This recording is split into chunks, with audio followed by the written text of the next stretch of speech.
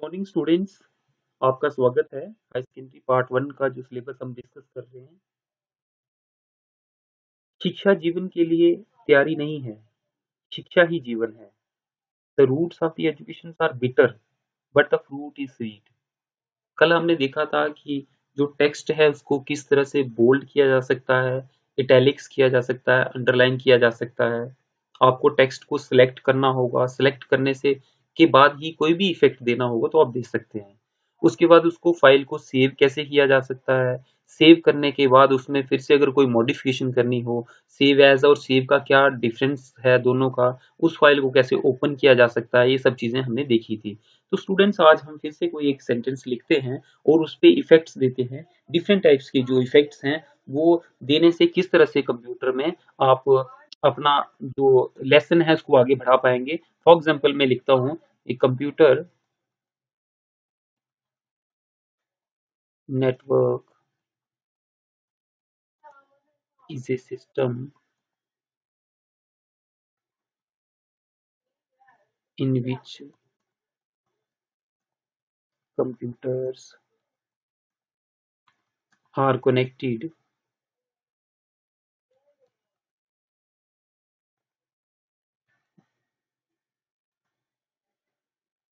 to share information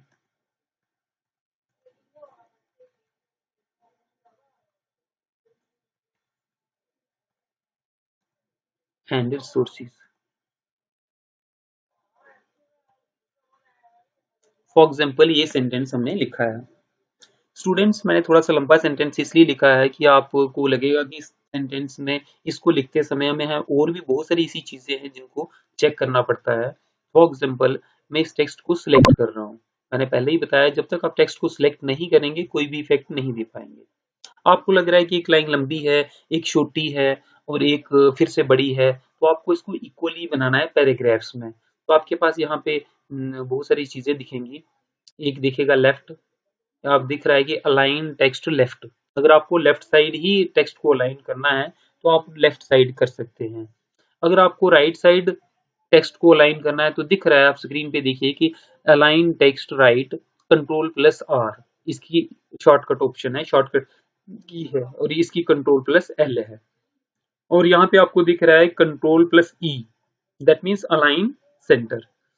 सभी को करके दिखाऊंगा। ये देख लिया मैंने किया लेफ्ट, यहाँ पे हो गया सेंटर और ये हो गया राइट। राइट साइड से आपको इक्वल दिख रहा है। इसके बाद ही साथ में एक जस्टिफाइड है। जस्टिफाइड में कंट्रोल प्लस जे है, जिससे क्या होता है कि पैराग्राफ शेप में आपको दिखेगा और पैराग्राफ की शेप में ही पूरा टेक्स्ट आपको दिखने लगा है। तो जब भी आपको आपने कोई पेज में टाइपिंग की है, टाइपिंग करने के बाद आपको एक पैराग्राफ एडजस्ट करना है, तो इन ऑप्शंस का इस्तेमाल करना है। आप लेफ्ट का भी कर सकते हो लाइन, राइट का भी कर सकते हो, सेंटर का भी कर सकते हो और जस्टिफाई भी कर सकते हो। ये जस्टिफाई है, मोस्टली पैराग्राफ राइटिंग में आपको जस्टिफाई ही करना पड़ता है। तो जस्टिफाई इस तरह से किया जा सकता है। अब हमने जस्टिफाई तो कर दिया, डॉक्यूमेंट को सिलेक्ट था तो जस्टिफाई हो गया। अब जस्टिफाई करने के बाद आप इसको डिफरेंट कलर्स देना चाहते हो, यहाँ पे आप इसको सिलेक्ट करिए और यहाँ पे चले जाइए। आपको ऑटोमेटिक कलर्स में थीम्स में दिखेंगे बहुत सारे डिफरेंट कलर्स हैं। ब्लैक तो पहले से चल रहा है, मैं एक ब्लू पे क्लिक कर रहा हूँ, मैं दूसरे किसी कलर पे क्लिक कर रहा हूँ। जिस भी कलर पे क्लिक करूंगा वही कलर आपका टेक्स्ट का आ जाएगा। नीचे से आप बहुत सारे कलर्स और भी चूज कर सकते हो, जो भी कलर आप ले लें।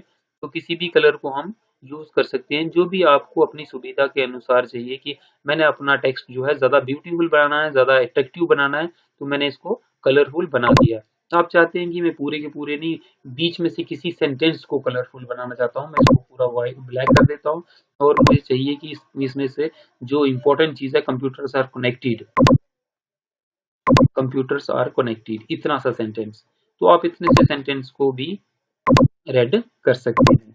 इससे कोई भी कलरिंग इफेक्ट, जो भी कलर इफेक्ट आपको देना होगा, आप अपने टेक्स्ट को दे सकते हैं। इसके साथ ही जुड़ते हुए कुछ ऑप्शंस हैं जिनको मैं दिखाने जा रहा हूं आपको। मैं फिर से इसको सिलेक्ट करूंगा।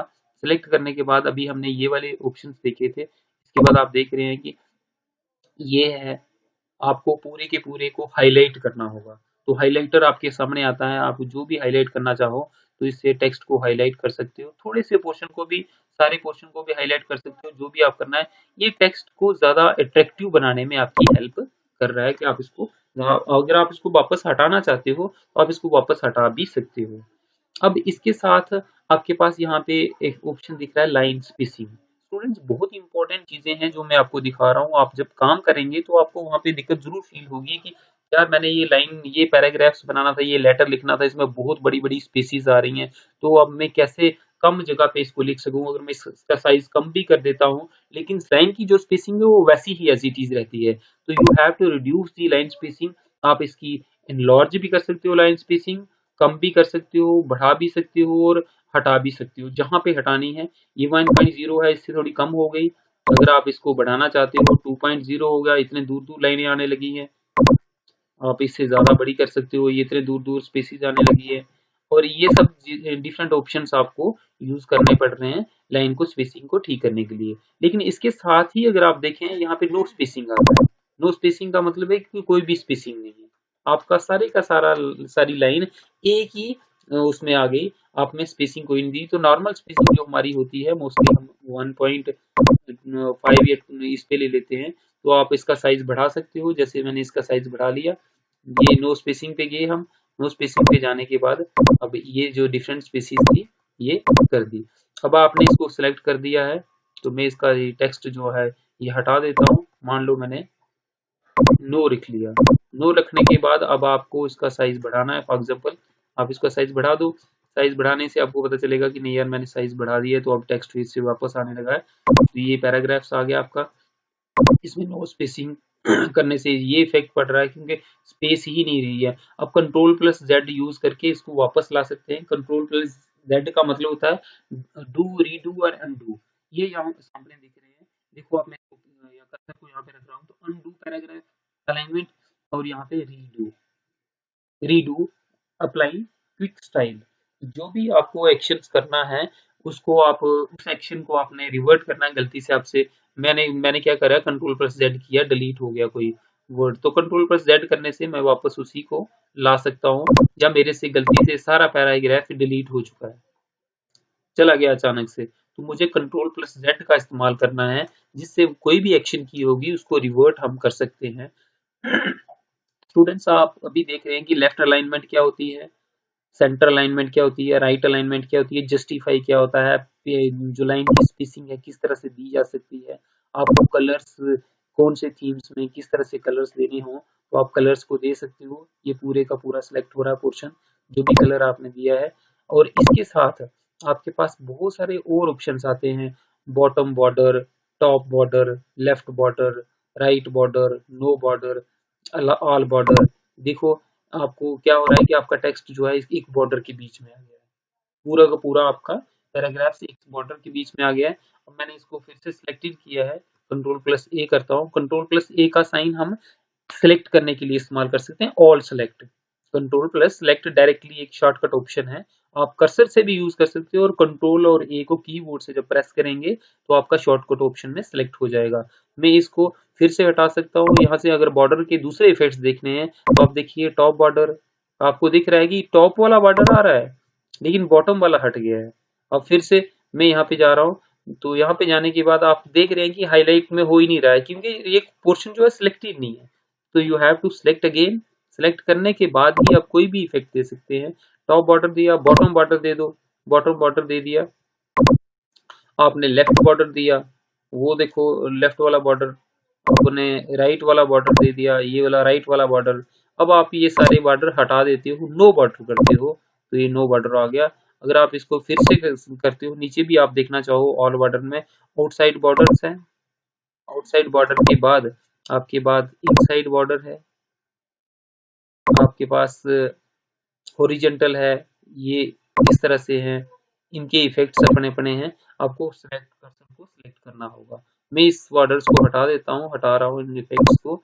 हटाने के बाद अब लाइन स्पेसिंग भी देख लिया आपने, ये कलर्स का भी देख लिया। इस कलर्स को हटाना चाहूँ तो मैं फिर से वापस उसी पोर्शन पे आ जाता हूँ।